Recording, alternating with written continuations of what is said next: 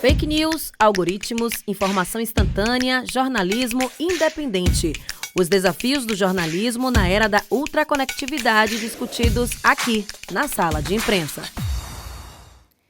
Olá, sejam todos bem-vindos e bem-vindas a mais um episódio do Sala de Imprensa. Todo mundo sabe que esse ano de 2024 é um ano eleitoral. Em outubro, nós iremos escolher o prefeito da nossa cidade e os vereadores que irão atuar pelos próximos 4 anos. Então, aproveitando que o tema eleição está em alta, eu convidei o jornalista Victor Pinto para a gente bater um papo hoje sobre jornalismo eleitoral. Os bastidores, os desafios, as tretas, vamos falar de tudo um pouco nesse programa. Então, fique aqui com a gente que esse papo promete. Vitor, muito obrigada por ter aceitado o nosso convite. Seja bem-vindo, que bom ter você aqui com a gente. Isabela, é uma alegria estar aqui, é uma alegria poder fazer parte do Sala de Imprensa, desse seleto grupo de entrevistados aqui nesse programa. E vamos falar sobre esse jornalismo político eleitoral, porque esse ano promete. Promete mesmo. E para você que está em casa, Victor Pinto é jornalista formado pela UFBA e que se especializou empiricamente na cobertura política. Ele tem uma vasta experiência aí cobrindo política desde que começou. Ele é apresentador e produtor do programa Boa Tarde Bahia, na TV Band, apresentador da Rádio Excelsior, da Bahia, colunista da Rádio Band News FM em Salvador, da Rádio Câmara, nosso colega aqui, do jornal Tribuna da Bahia e do site Band BA. Muita coisa, né, Vitor? Tem que dar conta, minha filha. Tem que Muita dar coisa, conta, pois né? é.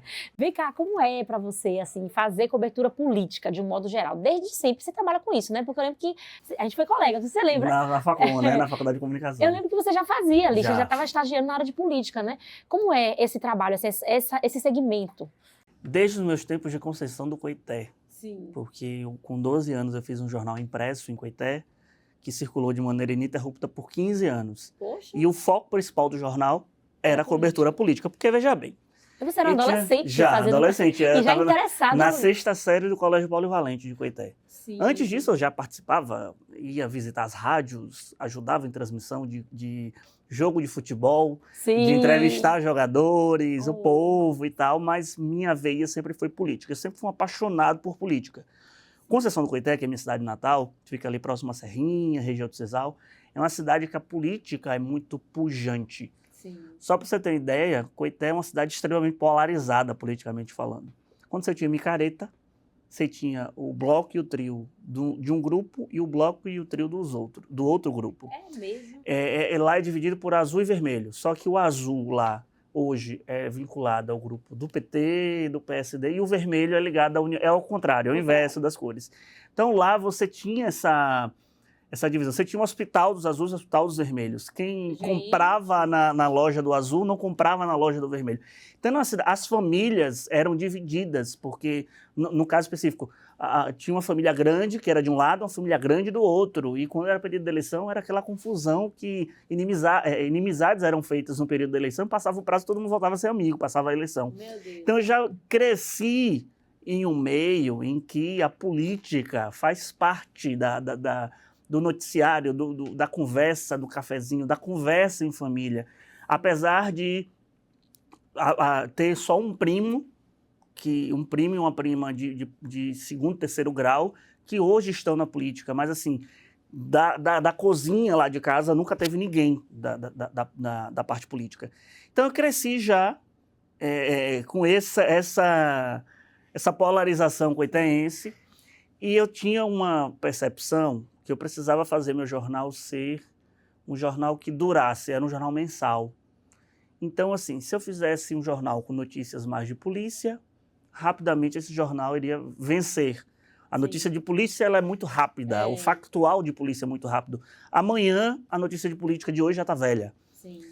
Se eu fosse fazer fofoca, vida dos outros também não dá certo. Não era meu efetivo, eu nunca gostei disso no sentido de fazer um jornalismo de fofoca. Falei, política. A política sempre rende. Gente, um adolescente pensando isso. Aí a política sempre rende. Então eu entrevistava os presidentes de partidos, vereadores, ia para a sessão da Câmara, porque era um tema que não morria. Era um tema que, dependendo da entrevista que você fazia, aquela entrevista ia repercutir 15 dias na cidade. Ainda mais nos anos 2000. 2000, 2004, 2005, ali estava começando, engatinhando a questão do Orkut, do celular, era SMS, não tinha WhatsApp daquela época. Já tinha o celular, mas era algo muito específico do que a gente tem hoje. Instagram, nem sonhávamos. Twitter, estava engatinhando também o Twitter. Era mais Orkut, rádio muito forte, o MSN, né? E assim, o jornal, fazia um jornal impresso, que já era um desafio, focado nessa área, e foi isso que me fez enviesar quando eu estudei minha vida toda no Colégio Polivalente de Coité, da 5º ao 3º ano. Quando eu passei em 3 vestibulares, eu passei na UFBA, na UFRB e na UNEB. Então eu tinha 3 opções: Salvador, Cachoeira ou Juazeiro. Pensei em Salvador porque o grosso da comunicação está aqui, dos maiores veículos do estado, e a política está em Salvador. Você já entrou na faculdade pensando? Então já entrei, já era certo. Eu ia me especializar em jornalismo político. Tanto que no meu primeiro semestre eu já consegui um estágio. Estagiei no site Política Livre, de Raul Monteiro. Já no primeiro semestre. Então era dos poucos, que era difícil. Na época ainda a faculdade fazia vista grossa, hoje só a partir do 3º semestre. Mas naquela época, além de me ajudar na manutenção aqui, como estudante que veio do interior para poder se manter, tinha o apoio dos pais, tinha o meu jornal em Coité, que tinha uma renda para mim, já tinha um estágio e era o que eu queria, era política. Então já cheguei em Salvador, já arriei as malas na UFBA sabendo que eu queria estudar. Era rádio, que eu sou uma pessoa apaixonada por rádio, você sabe disso, uma pessoa apaixonadíssima por rádio, e política. Então, hoje eu consigo estar nos dois, consigo estar no rádio e na política também, realizado profissionalmente falando. Não é todo mundo que consegue ter essa dádiva, essa proeza das cadeiras da faculdade e você conseguir logo se inserir no mercado de trabalho. E eu agradeço muito a Deus por ter aberto os caminhos, e lógico, tendo também muito da minha força de vontade para poder seguir, mas... É isso que eu ia dizer. Essa sua determinação, ela já ajudou bastante, porque muitas vezes a gente chega na faculdade sem saber direito, né? A gente quer descobrir para depois ver o que eu vou fazer. As pessoas, às vezes, com dúvida até do próprio jornalismo, será que eu vou fazer jornalismo? E dentro do jornalismo, em que área seguir do jornalismo, né? Então, mas eu sempre já quis fazer jornalismo, acho que é um jornalismo importantíssimo, um jornalismo de política, porque mexe com todo o nosso cotidiano. Isso é sem sombra de dúvidas. E para você, qual é o maior desafio de fazer esse jornalismo de política? É lidar com as armadilhas que o jornalismo de política tem. Que tipo de armadilhas? Vamos lá. O envaidecimento, quando a pessoa se envaidece e acha que é o paladino da moral e dos bons costumes e vai ditar o que vai ser feito, porque você lida com relação de poder. Você acessa pessoas, fontes, que não é todo cidadão comum que consegue acessar. Você consegue ter um contato direto, por exemplo, com o governador do estado, com os secretários de estado, com o prefeito, com os presidentes de partido, com os vereadores, com os deputados federais, de uma maneira bem mais fácil. Porque você está cobrindo, que eu chamo que é cobrindo o poder, que anda de mãos dadas ali na minha concepção. Política, economia e justiça. Quando eu falo de jornalismo político e falo de relação de poder, para mim é política, economia e justiça. Porque andam os três de mãos dadas. De maneira assim que, cada vez mais, atuando na área, eu comecei a perceber essa junção desses 3 temas. Mas, assim, o primeiro desafio é esse, o desafio dos interesses, o desafio de você... lógico, o jornalista, ele é um ser humano. Ele tem concepções, ele tem valores, ele tem uma construção de arcabouço que ele constrói durante toda a sua vida. Essa história de teoria do espelho, que a gente aprende na faculdade, uma das primeiras teorias que a gente aprende na faculdade, que o jornalista vai refletir exatamente o fato da Maria conhecer. Não, isso é uma teoria linda na teoria, mas quando a gente vai para a prática não é. Porque, assim, a bagagem que eu tenho de vida não é a bagagem que você tem de vida. Então, se eu cubro um assunto de política, eu tenho um outro olhar, eu consigo dar outra característica. O jornalista que não cobre essa área não vai ter essa mesma sensibilidade, por exemplo. Que eu falo da especialização. Da mesma forma como na medicina tem especialização, da mesma forma como no direito tem especialização, no jornalismo também tem. A gente sai da faculdade de jornalista, a gente pode fazer, em tese, tudo. Cobrir esporte, cobrir cultura, cobrir cidade, cobrir política, polícia. Só que, claro, tem aquela veia que você tem mais afinidade. E acho eu que quando a gente se especializa em algo, é mais fácil de você poder conduzir o trabalho na especialidade. Lógico, se precisar, eu estou num veículo como a Band, se precisar falar de futebol, eu vou falar. Se precisar falar de um caso de polícia, como acontece diversas vezes, porque o Boa Tarde Bahia, que é o programa que eu apresento, é um programa de política. Mas é como se fosse aquele jornal da tarde da TV Band, da Band News. Então, se tem uma operação da Polícia Federal, é notícia, é a prioridade, a gente tem que dar. Então, assim, eu comento, pelo dever de ofício de poder comentar, de poder falar e noticiar o fato. Mas eu não vou falar com a propriedade, então não vou me arriscar a ir um pouquinho mais além do que alguém que cobre polícia e entende como é que funciona a engrenagem da segurança pública, ou como alguém que entende como é que funciona a engrenagem do esporte. Política não, justiça não. Aí eu já me arrisco a dar o pitaco. Então tem essas dificuldades pelo caminho que perpassa, principalmente a questão pessoal, de você não colocar, não carregar nas tintas, hoje na tecla do celular, por exemplo, o que é que você pensa politicamente, ideologicamente. Porque se você vai cobrir um fato político, ok, você tem que deixar claro que você está cobrindo aquele fato político e vai narrar os fatos. Só que você também tem que deixar claro quando entra a sua opinião ou a sua análise no fato. E essa opinião e análise que eu pelo menos tento fazer, buscar mais próximo ainda à isenção.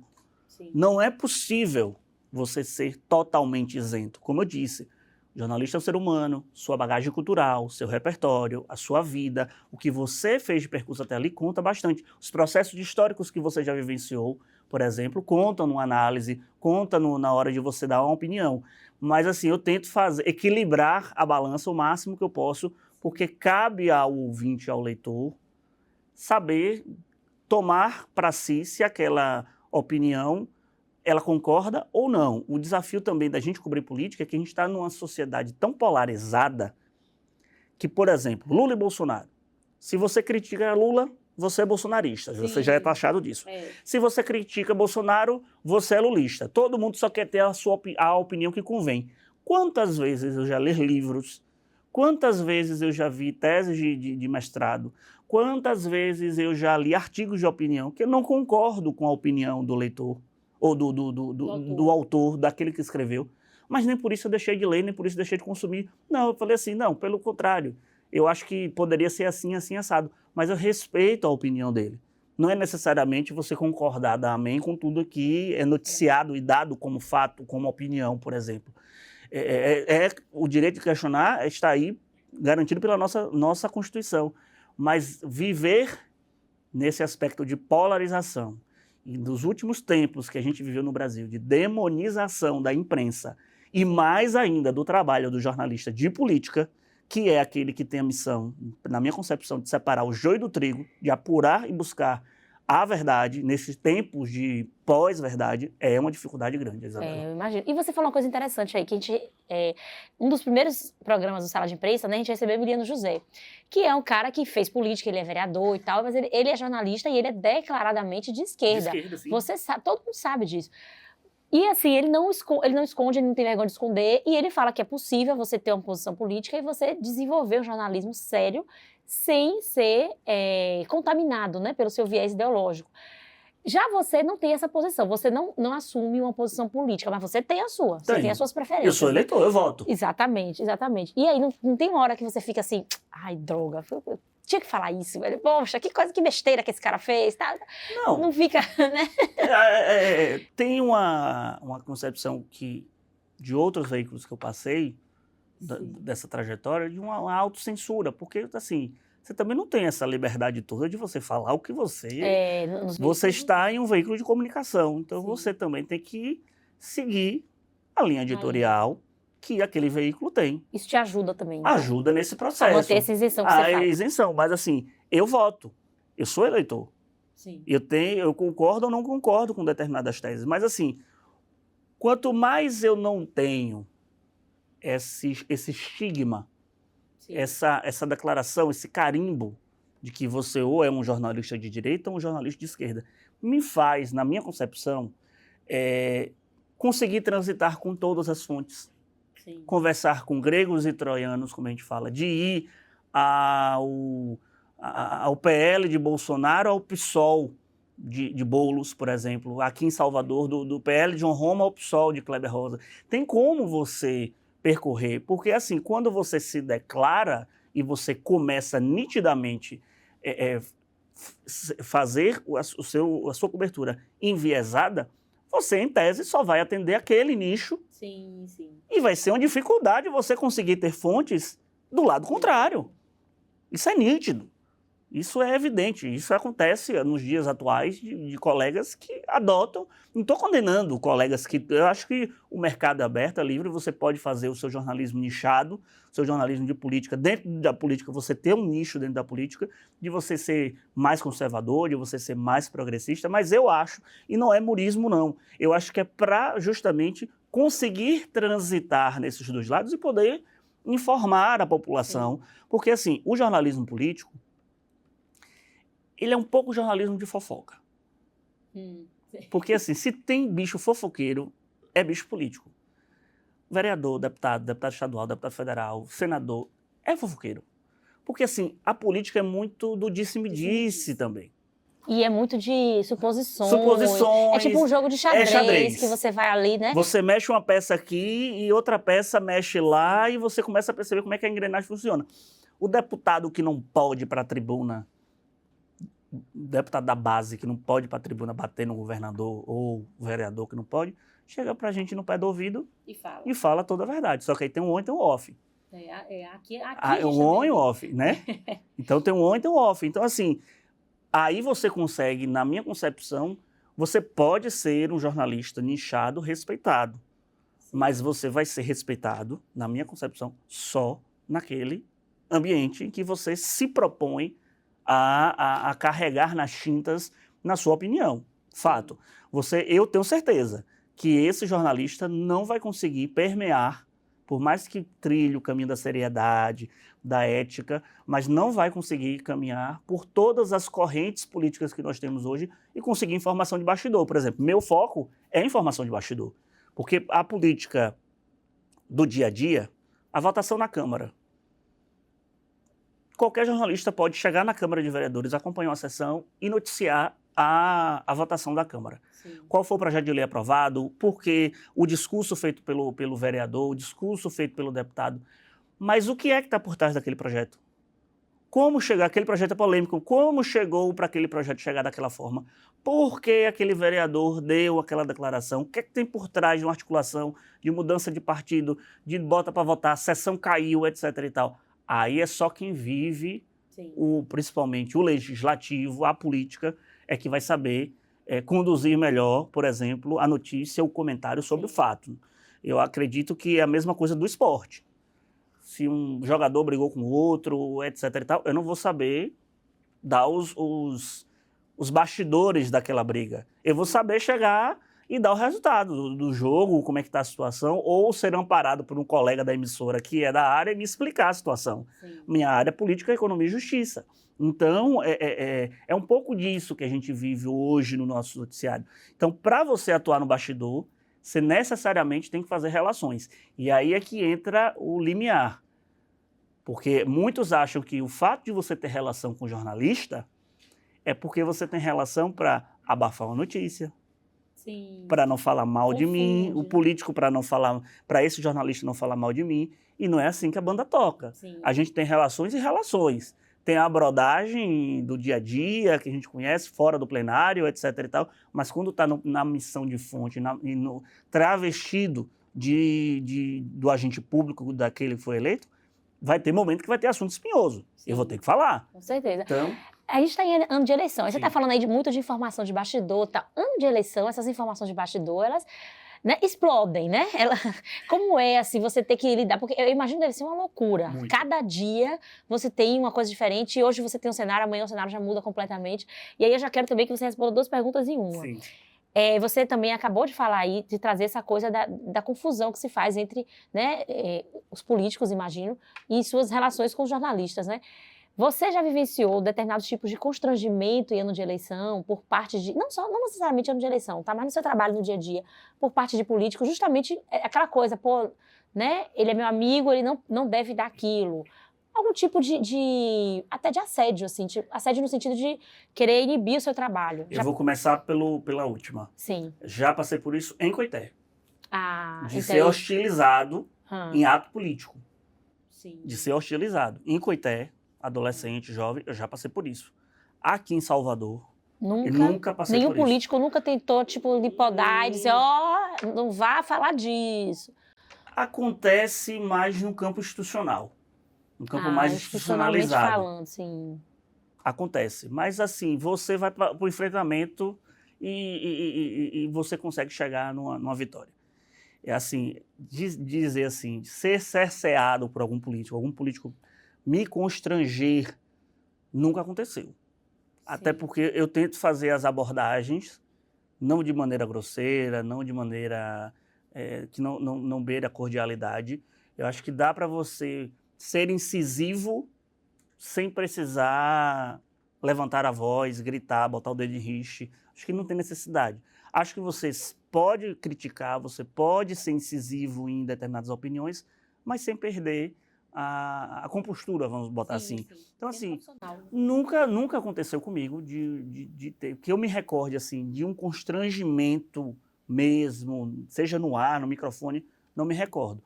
Porque eu tento, assim, eu sou na pegada Inês Brasil. Se me atacar, eu vou atacar.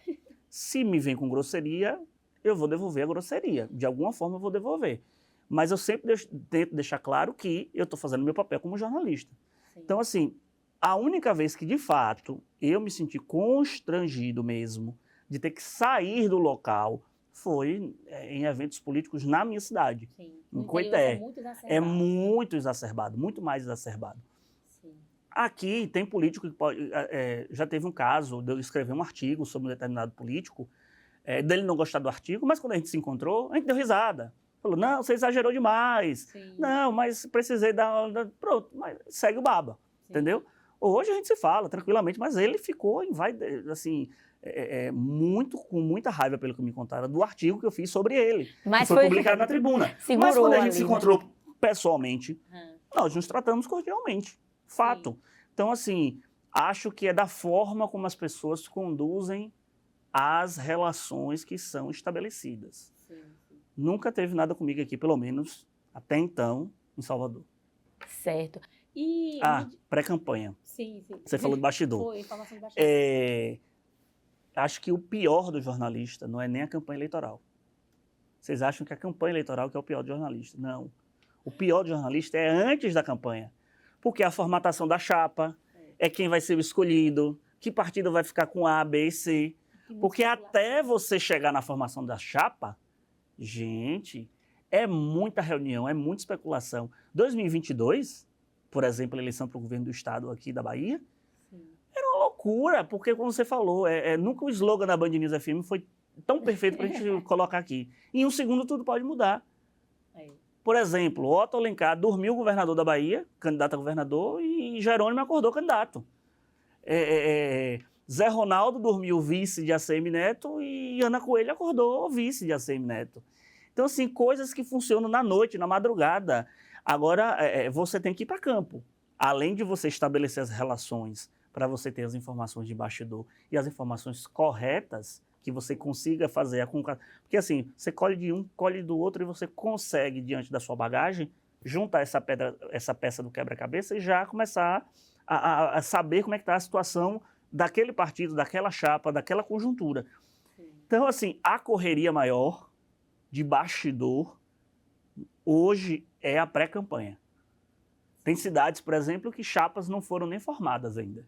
E a gente já está assim, no limiar de fechamento de ciclo de convenção, por exemplo. Então, é isso que dá o trabalho maior. E você acertar, principalmente nos furos, nas conjunturas que você opina, você dá. Depois vem a formalidade, que é a campanha oficial.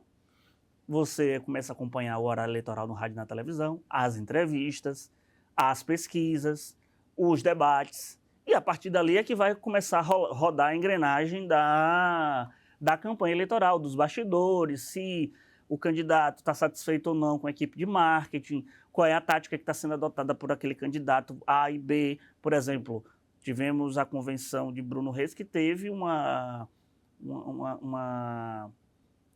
aceno para o público evangélico. Geraldo Júnior também vai fazer esse aceno para o público evangélico. Quem vai vencer essa queda de braço? Então é isso que o bastidor nos traz. Mas assim, é uma campanha, vamos colocar assim, quando a campanha oficializa, é uma cobertura mais do on, mais aberta. É. A pré-campanha é uma cobertura mais do off, do bastidor mesmo, que a gente pena. Mas, de fato, a gente só sossega depois da eleição. Mas quando passa a eleição, começa outro bastidor. Se aquele candidato ganhou, ok. E a formação do governo? E o secretariado? Como é que ficou a posição dele na Câmara? E o presidente da Câmara? No caso dos municípios, quando é no governo do Estado e a Assembleia? Como é que vai ser o secretariado? Etc e tal. Nunca para. Não para. É uma engrenagem que não para. Agora, Vitor, uma coisa interessante que eu queria trazer para você. Quando você começou a cobrir política, né, ainda novo, estudante de comunicação, esse fenômeno da desinformação, das fake news, ele ainda estava incipiente, né? Eu sei que no interior é um pouco diferente, porque sempre rolou muito essa coisa de boataria, de não sei o que, tinha muito. Mas aqui, nas capitais, no Brasil, de um modo geral, né? Nos grandes centros, né? O que foi que mudou, basicamente, na forma de você cobrir as eleições com essa questão das fake news, né? Qual foi o trabalho que as fake news te deram a mais?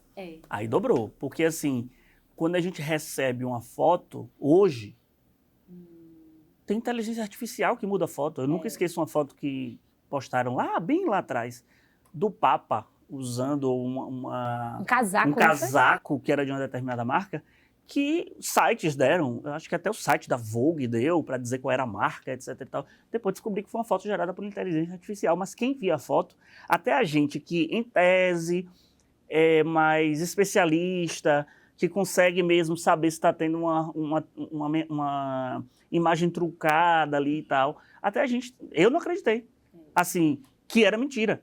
Porque quando eu vi a foto, eu falei assim, gente, é o Papa usando esse negócio. Mas aí o pessoal falou, não, perceba isso, perceba aquilo. Aí eu falei, gente do céu, é mesmo. Então, assim, não é tudo que chega que a gente tem que dizer como verdade absoluta. Tem que checar. Dobrou, a gente já faz um trabalho de checagem. Claro que, pelo menos eu tenho esse zelo com as informações que eu passo, que eu coloco nas redes sociais, no meu Twitter, no @VictorDoJornal, também comento na Band ou nos veículos que eu atuo. O trabalho de checagem, ele é fundamental. Não é você dar a informação primeiro, é você dar a informação correta. Se você conseguir dar a informação primeiro e correta, lindo e maravilhoso, você conseguiu um furo jornalístico. Agora, tudo pelo furo jornalístico e, na verdade, depois nada se concretizar, você joga sua credibilidade, como diria Dona Armênia, na chão. Então, é isso que acontece. Então, você tem o seguinte, a era das fake news eu acho que o pior dessa era das fake news, da desinformação, é o pós-verdade. Porque, gente, você está dizendo por A mais B que aquele fato aconteceu. Por exemplo, eu ouço de um político A que está chovendo. E eu ouço de um político B que não está chovendo. Converso com os dois. Mas minha missão é abrir a janela e ver se de fato está chovendo ou não está chovendo. Então, o jornalista de política não é só dar espaço, a isenção não é só dar espaço para todos. É você também saber o que é desinformação, o que é fake news. Separar o joio do trigo é uma missão nossa de muito tempo. Então, é a desinformação. Você está dizendo por A mais B que você checou e rechecou aquela informação. Mas tem gente que não acredita.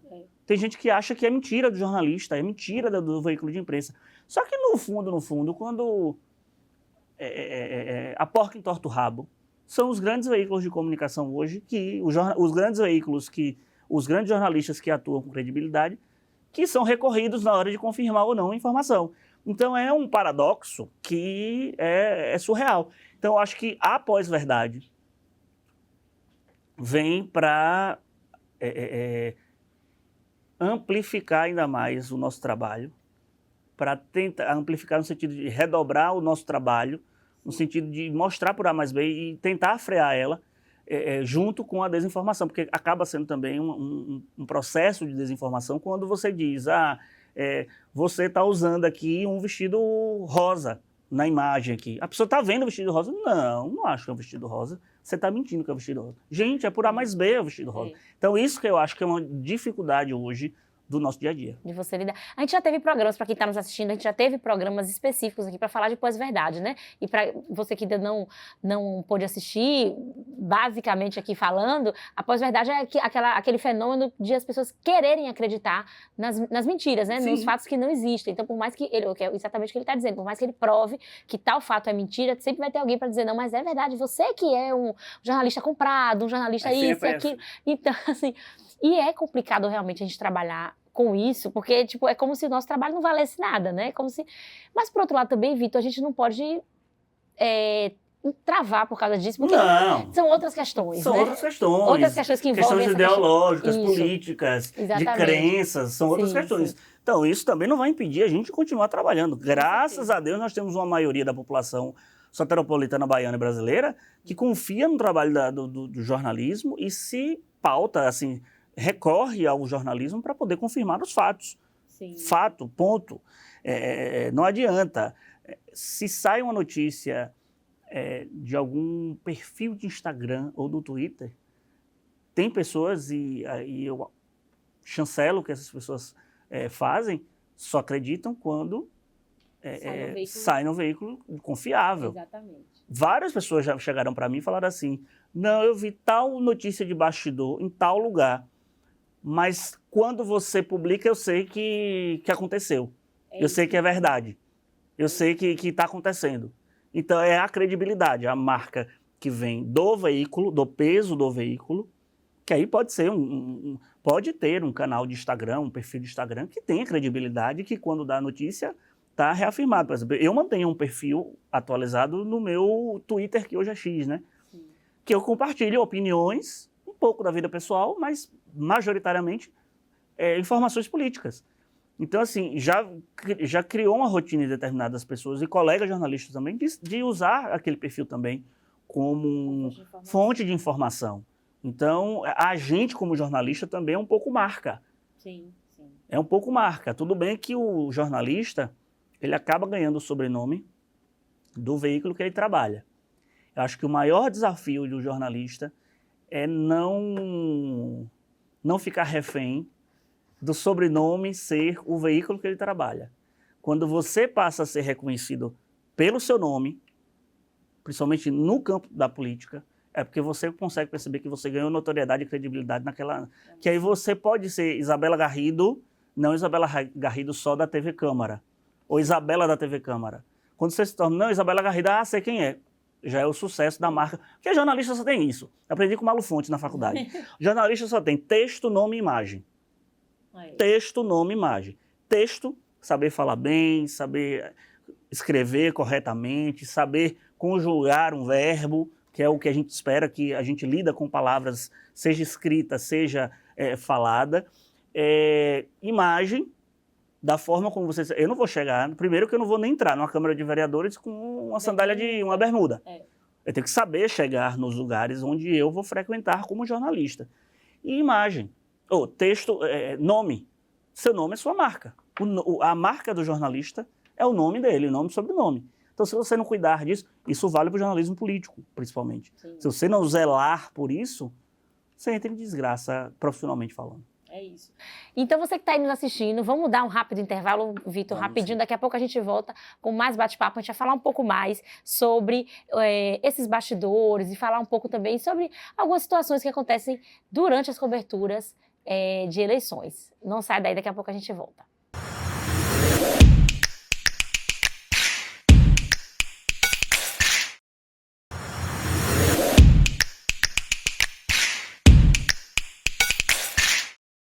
Estamos de volta com Sala de Imprensa. Hoje a gente está batendo um papo aqui com Victor Pinto, falando sobre jornalismo eleitoral. Victor Pinto é apresentador da Band Bahia, né? Apresentador também da Rádio Excelso, faz cobertura política desde muito novo, desde quando começou, né? Antes de começar a sua carreira de jornalista, e também atua como colunista em diversos veículos aqui de Salvador, sempre falando de política.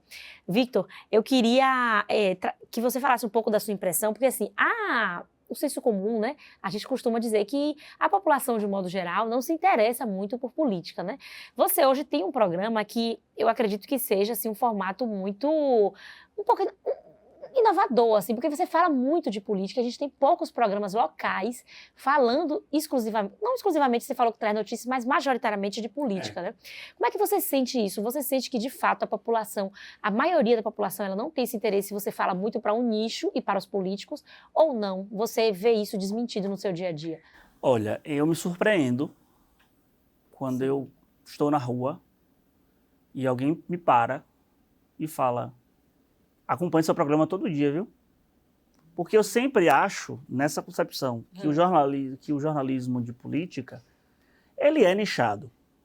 Basicamente, é quem gosta, consome política, é quem vive de política, são os próprios políticos que consomem. Mas você tem uma parcela da população que não tem a vivência diária, diretamente com a política, mas que gosta de acompanhar, que são apaixonados por política, que gostam de saber dos bastidores. O Boa Tarde Bahia, que é o programa que eu apresento, vem para furar essa bolha. Se você pega outros estados do Nordeste, você tem programas na TV aberta que falam sobre política, de bastidores da política.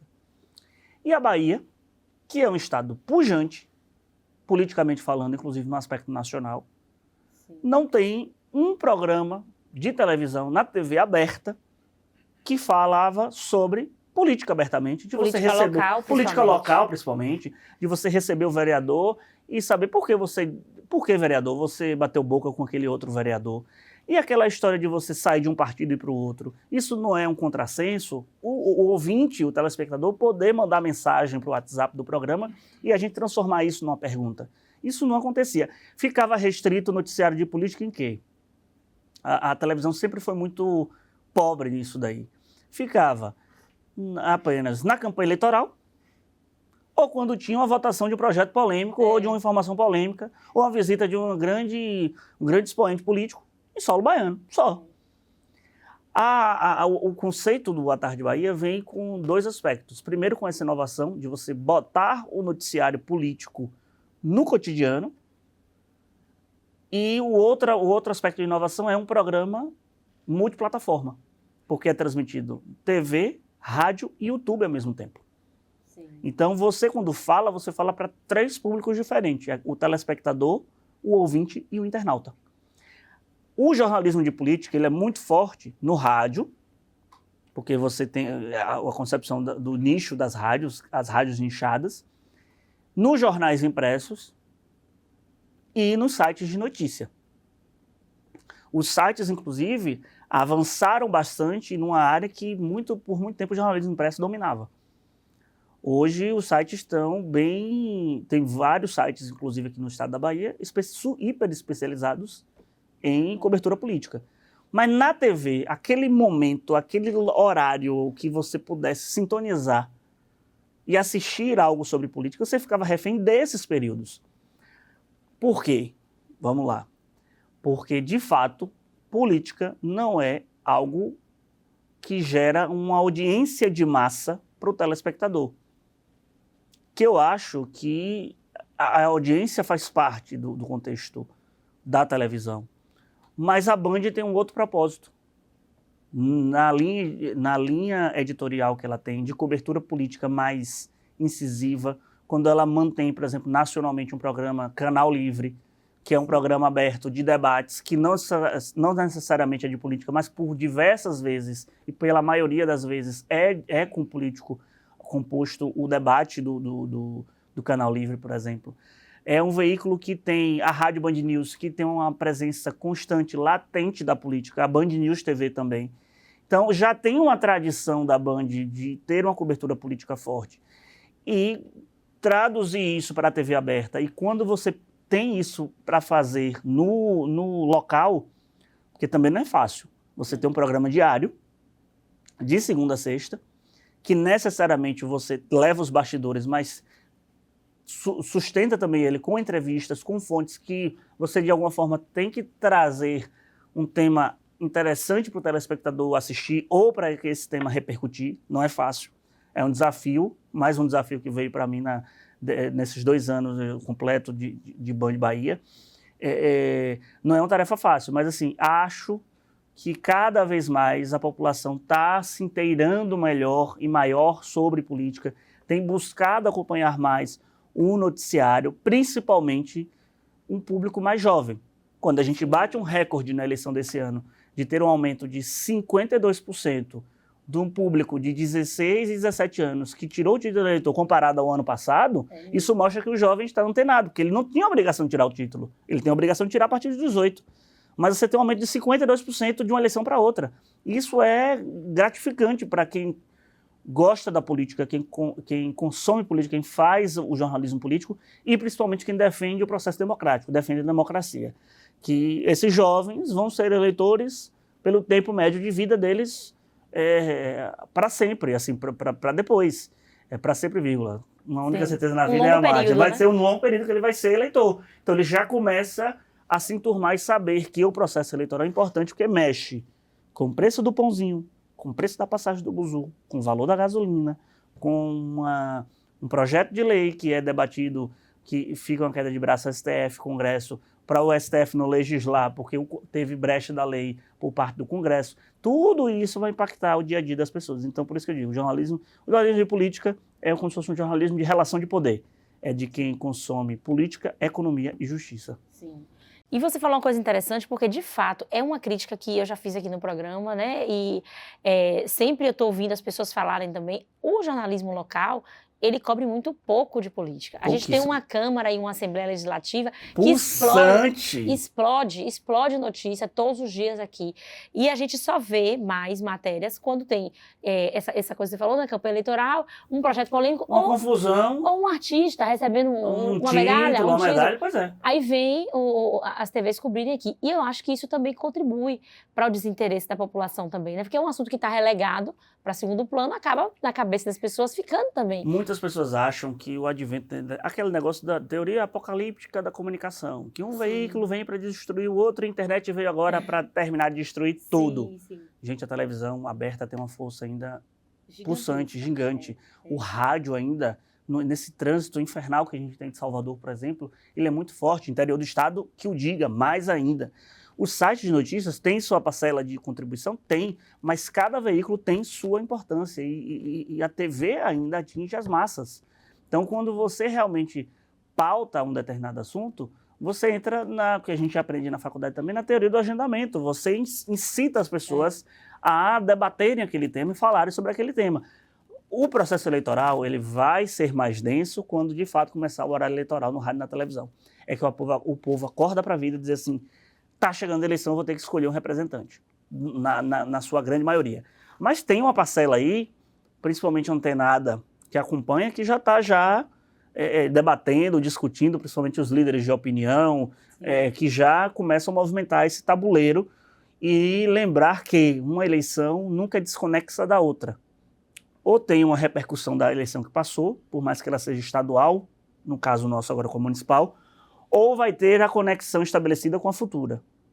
Então, a gente também tem um pouco, o jornalista de política, Bela, um pouco de Madame Beatriz. Madame Beatriz, para quem não conhece, era uma famosa adivinha que tinha aqui em Salvador, que já vi registros dela históricos, matérias antigas, de Madame Beatriz, tinha bola de cristal, adivinhava o futuro. E aí, quando a gente fala de Madame Beatriz, é um pouco disso. A gente tenta já prever movimentações no campo da especulação e deixar isso claro. Não é verdade absoluta, é uma especulação. Magalhães Pinto dizia, política é igual nuvem. Agora está de um jeito, daqui a 10 minutos, 15 minutos pode estar de outro. Mas passar o aquecimento daquele momento, a quintura do processo político daquele momento. É um desafio. Né? É um desafio grande. Agora, Vitor, vocês fazem... A Band, o destaque dela é a questão do debate, né? Os debates eleitorais. Esse ano você vai participar dos debates? Vou participar. A gente vai ter esse ano uma inovação, que é a Sala Digital, que é uma parceria do Grupo Bandeirantes com a Google. E a gente vai poder ter noção como é que está as pesquisas do Google durante o debate. Qual é o candidato mais pesquisado, qual é o tema mais pesquisado. Aí a gente vai ter essa sala digital, inclusive uma das perguntas do debate vai ser surgida dessa sala digital ao longo do debate. E eu vou ter a alegria de capitanear esse projeto. O debate vai ser mediado por Carol Rosa e eu vou estar no antes e no depois do debate, fazendo a sala digital e fazendo depois as análises, os comentários do desempenho dos candidatos. Que ótimo. Sim, você falou uma coisa interessante aí, que a TV aberta, ela tem ainda muita entrada na vida das pessoas, né? Ela ainda tem uma audiência muito grande, por mais que a gente viva aqui na nossa bolha, dizendo, que nada, hoje em dia todo mundo é Netflix, é TV fechada e tal, mas ainda a maioria da população ainda assiste TV aberta. E aí, uma coisa que eu sempre fico me perguntando quando eu vejo os debates, né? As emissoras, elas costumam chamar os candidatos que têm uma representatividade nas bancadas, né? No caso da eleição de prefeito, vocês vão convidar os candidatos que têm vereador eleito, não é isso? Não, são os deputados federais e senadores. Que tem por base o Congresso. Tem por base o Congresso. E aí, você sempre tem aqueles que são minoritários, né? Aqueles candidatos que estão lá na rabeira, como chama, que nunca são convidados para os debates. Aí, isso não é uma regra, né? Se vocês quiserem, vocês convidam, porque não é uma proibição, né? É só um critério, né, estabelecido ali, mas não é uma proibição. E aí, eu queria saber de você, Vitor, quando a gente chama, por exemplo, os 3 primeiros candidatos, né, os que estão mais bem colocados na pesquisa. Hoje em dia a gente tem Bruno Reis, Geraldo Júnior, que não tem pesquisa ainda, né, mas... Pesquisa tem. Já tem pesquisa? Já. Pronto, Bruno Reis, Geraldo Júnior e Kleber Rosa. Você faz um debate com esses 3 e você deixa de chamar, por exemplo, Giovanni D'Amico, você deixa de chamar Vitor Marinho e tem uma moça, Eslane Paixão. Esses 3, eles não são muito conhecidos da grande população. Se você colocasse esses 3 na TV aberta, você estaria oferecendo mais essa opção para essas pessoas, né? Nunca passou na cabeça de ninguém se chamar essas pessoas, por que não chamam? Por exemplo, eu vou dizer no parte da gente, da Band. Nós vamos ter o espaço para todos, não no debate. O debate vai ser algo extremamente específico, seguindo o que a lei eleitoral, isso está na lei eleitoral. Mas ela não proíbe você de chamar Ela não outros. proíbe, mas assim, estrategicamente falando, e até para não deixar o debate mais enfadonho, para que a pessoa também não mude de canal e não assista, quanto mais dinâmico for o debate, melhor. Então tem muito a ver com a audiência também, essa também, escolha. Claro que sim. Mas assim, se a lei faculta, eu acho que segue-se o que está na lei. Mas, por exemplo, o Boa Tarde Bahia, que é o programa que eu apresento, vai entrevistar todos os candidatos. Todos os 6. Isso é ótimo. Com o mesmo tempo. O mesmo tempo, a gente sempre já fez isso na eleição passada, com os candidatos a governador e os candidatos a senador. O mesmo tempo que a gente vai dar para Bruno Reis, Geraldo Júnior e Kleber Rosa, é o mesmo tempo que a gente vai dar para Vitor Marinho, Eslane Paixão e Giovanni D'Amico no Boa Tarde Bahia, que é o programa que é transmitido na Band News FM também, que aí você já contempla um combo, né? Quando você fala no Boa Tarde, você fala para 2 veículos, como também no jornalismo de bancada lá nosso, que é o Band Cidade. Todos vão ter o mesmo espaço. É diferente de outros veículos que só dão um trechozinho, diminui o tempo. Mas não, a gente vai fazer isso, porque acho importante. Mas no sentido do debate, da logística do debate e da concorrência real do debate, os 3 mais bem posicionados é o que o povo quer ver. É que a pesquisa está dizendo. É isso, é porque quando você parte dessa premissa, você acaba meio que aumentando o abismo entre o primeiro e você o último. Tem pessoas que estão em partidos nanicos, por exemplo, mas que figuram bem em determinadas pesquisas, por exemplo. Não é o fato do partido ser representante ou não que você vai ser. Eu garanto que se tivesse uma pesquisa mostrando que um candidato A ou B de um desses partidos que a gente chama, eles não gostam, mas a gente trata assim, de partidos nanicos, estivessem mais bem posicionados, óbvio que haveria o convite, porque haveria o apelo também para que as pessoas assistissem mais esses debates. Então é muito uma questão de audiência de audiência, de logística, de você conseguir fazer um debate mais solto. Um exemplo, o debate da Band desse ano vai ser muito mais fluido. Vai ser muito mais sem amarras, porque só são 3 candidatos. É algo que vai acontecer também, por exemplo, em outras cidades, como Feira, como Conquista. Vai ser um debate mais fluido, porque o número de candidatos é reduzido. Tem capital do Nordeste brasileiro que são 10 candidatos. Como é que você faz um debate na TV aberta com 10 candidatos? De fato, Então, por isso que a Justiça Eleitoral vem também para estabelecer, realmente faz o debate com aqueles que são mais competitivos no jogo do xadrez eleitoral. Ponto. Porque eles também não têm tempo de horário eleitoral, eles não têm no rádio na TV. Isso é da própria legislação eleitoral. Que traz essa série de distorções E aí... e que acaba desfavorecendo muitas vezes quem por não A está no mais poder. B. É também uma situação de partidarismo. Sim. Gente, você tem 30 partidos políticos no Brasil. São 30 ideologias diferentes que existem no Brasil. Não. Tem partido que é balcão de negócio. Não estou dizendo que é o caso desses daqui que a gente está falando de Salvador, não. Estou falando de uma maneira geral. Tem partido que é balcão de negócio. Então, assim, tem um livro chamado Como as Democracias Morrem. Maravilhoso. Ele trata, lógico que é baseado numa concepção norte-americana. Os autores são norte-americanos. Esqueci agora o nome deles aqui, me deu um branco. E eles falam que a grade de proteção da democracia são os partidos políticos.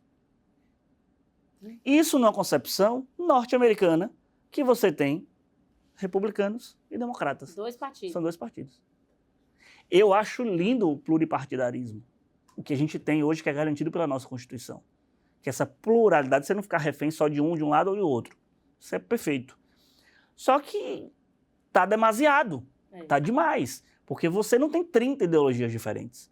Então, assim, você pode ter o fortalecimento dessa... Mas, assim, você, como jornalista aí, por isso que eu fiz a crítica, por isso que eu não concordei com o que eles botaram.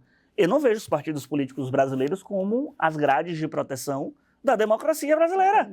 Não mesmo. Entendeu? Não é. Eu prefiro dizer que a imprensa é mais grade de proteção da democracia, que, queiram ou não, o STF é mais grade de proteção da democracia hoje, no contexto que a gente vive no Brasil, que é dos próprios partidos políticos.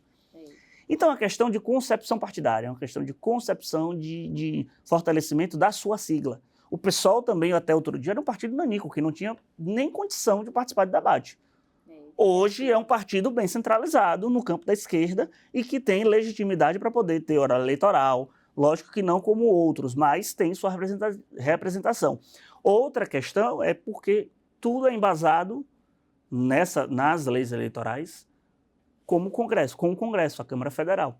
Porque como ali é a legítima representação da população, é a partir do número de deputados que você vai ter tempo de televisão, que você vai ter fundo partidário, se você vai ter direito ou não de participar de um debate, por exemplo. Isso aproxima às vezes mais... viabiliza a logística do debate para ter um debate mais rico, vamos supor. Sim. Mas isso acaba favorecendo. Tipo, quem está no poder, ele vai continuar no poder, porque ele tem ao dispor dele, né? Concordo. As mídias, o horário eleitoral, enfim. Quem está no poder, tradicionalmente, já tem um favorecimento porque ele tem um recall natural de quem está sentado na cadeira.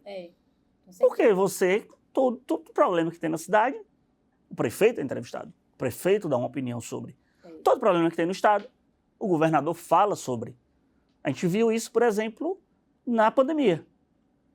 A gente teve Léo Prates, que foi secretária de saúde todo dia. Criou-se uma questão de Léo Prates e conseguiu se eleger deputado federal. O Fábio Vilas Boas também tentou, não conseguiu se eleger, mas tentou se tornar deputado federal diante dessa visibilidade. Porque, tradicionalmente, já aparecia ali, era uma imagem conhecida da população. Quem está sentado na cadeira tem essa benesse, já sai na frente no processo eleitoral por causa disso. Mas enquanto tiver o Instituto da Reeleição no Brasil, vai ter essa disparidade que já começa o jogo bem lá atrás do campo da oposição. Sim.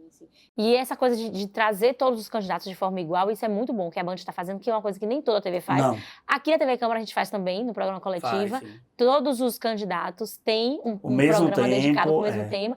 E é importante para que isso chegue na população, para que a população consiga perceber que não tem somente, né, aqueles 2 candidatos que estão na frente. Porque hoje em dia está assim, as pessoas chegam para mim e dizem, você vai votar em quem? Esse votar em quem é Bruno Reis ou Geraldo Júnior, porque só tem esses 2. Entendeu? Então, quando você fala, gente, mas tem outros candidatos. E a mesma coisa tem acontecido muito no cenário federal, né? Agora, a polarização Lula e Bolsonaro. Você acha, Vitor, que essa polarização que acontece no cenário federal, ela, de certa forma, ela se repete aqui no cenário local, na Bahia? Ou você acha que a coisa é mais amena, em termos de governo de estado, de prefeitura também em Salvador? Acho que é mais amena. Sim. É mais amena. A polarização nacional, tradicionalmente, ela não, pelo menos aqui em Salvador, ela não tem ditado a forma como o eleitor vai conduzir o seu voto. Sim. Mas para o governo do estado, dita. Para o governo do estado, a disputa presidencial tem muito mais interferência na eleição de governo do estado Porque, lógico, é uma mesma eleição, Sim. você vota para governador e para presidente na mesma eleição, do que para prefeitura. E isso não é Victor Pinto que está falando, não. É a história que nos mostra. A história nos mostra isso. Nem nos tempos áureos, por exemplo, de Lula, surfando na popularidade no seu segundo mandato, conseguiu eleger Nelson Pellegrino prefeito de Salvador. É mesmo. Foi João Henrique e Assemineto. Então, assim, não interfere. A polarização nacional, ela, assim, tem se criado um certo receio, porque ela está muito odienta. É um discurso de ódio. Sim. Tem um livro de Leandro Carnal chamado Todos contra Todos, o ódio nosso de cada dia.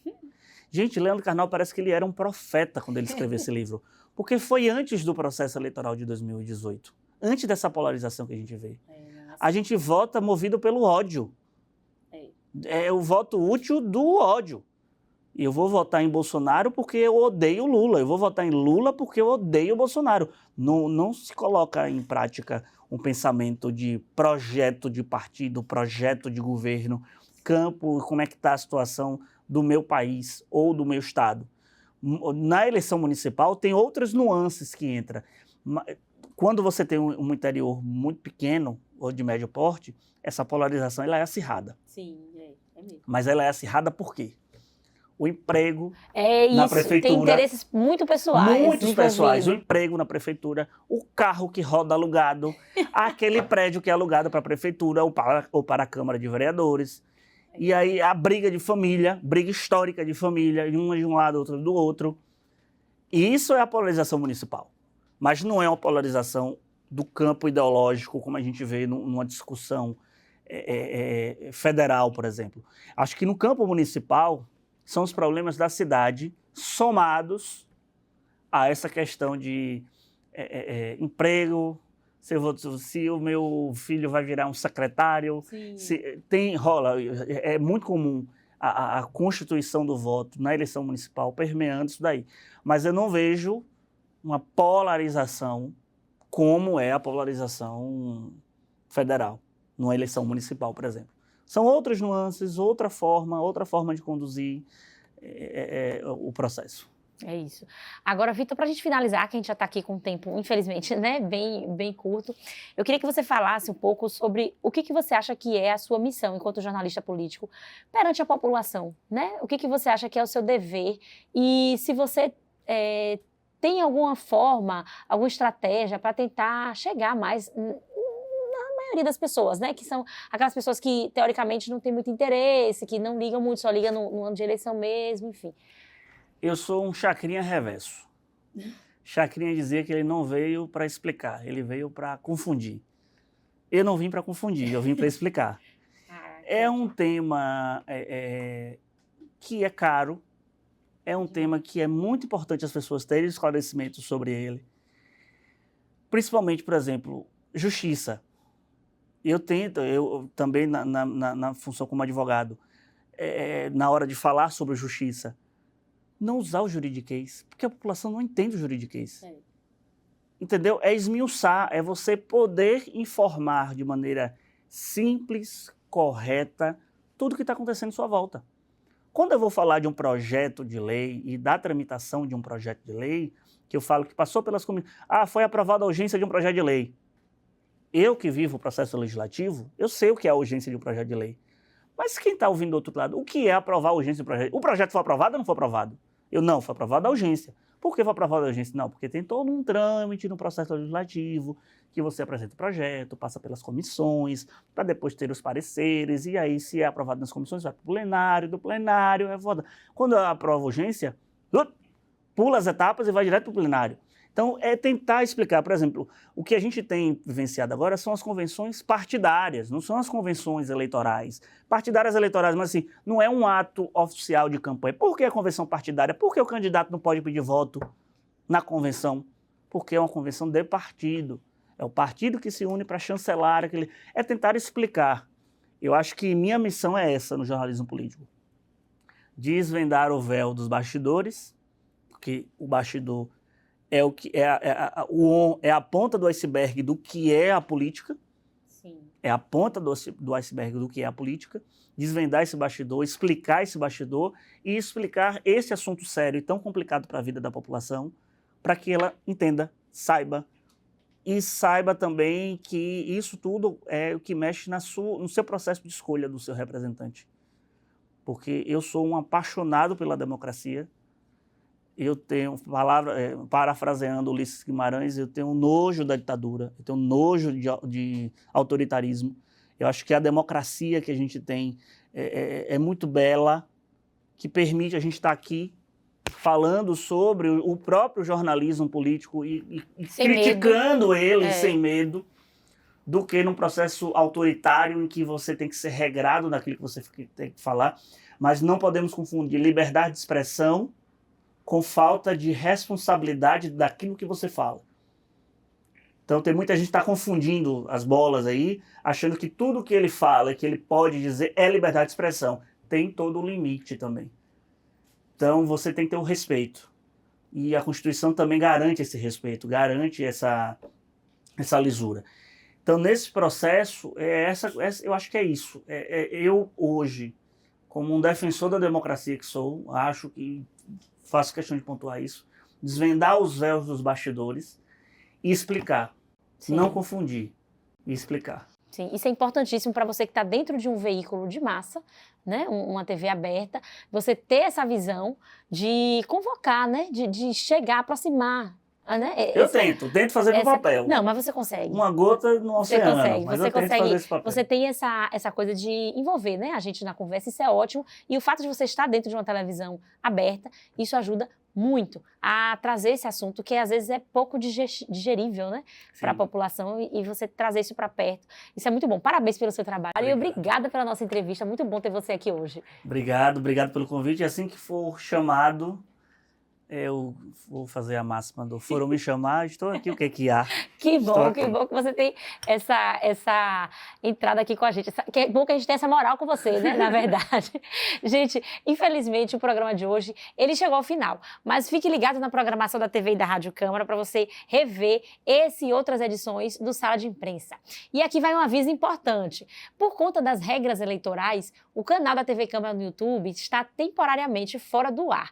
Então, até outubro, você não vai poder rever os nossos programas lá no YouTube. Mas fique tranquilo, fique tranquila, que depois que as eleições passarem, o canal volta e todas as edições do Sala de Imprensa, de todos os outros programas da TV, estarão lá para vocês assistirem quantas vezes quiserem. Obrigada pela sua companhia, um abraço e até o próximo Sala de Imprensa.